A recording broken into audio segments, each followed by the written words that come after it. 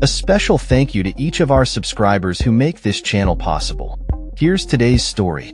In a bold declaration, Venezuelan President Nicolás Maduro announced that his country is at maximum preparedness in response to the increased military presence of the United States in the Caribbean.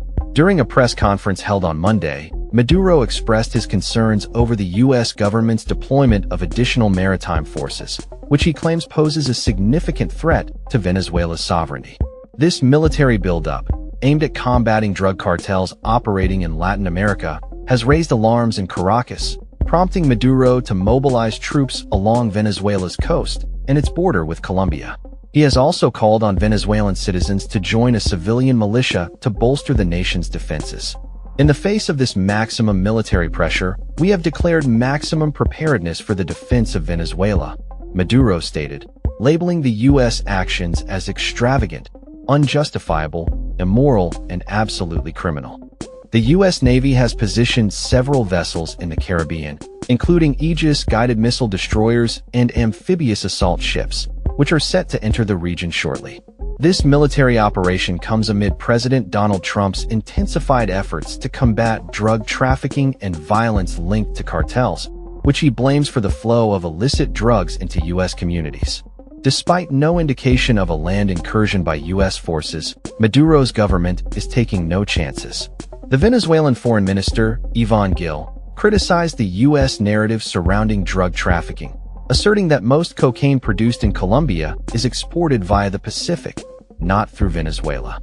This statement was made during a virtual meeting with Latin American counterparts, where he urged regional leaders to demand an end to the U.S. military deployment, which he described as a threat to regional stability.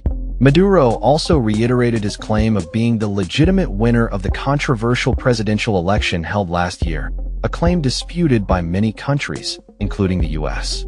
The political landscape in Venezuela remains tense, with opposition leaders urging international pressure on Maduro's regime. Maria Corina Machado, a prominent opposition figure, has expressed support for the U.S. military presence, viewing it as a necessary step to address what she calls a criminal enterprise in power.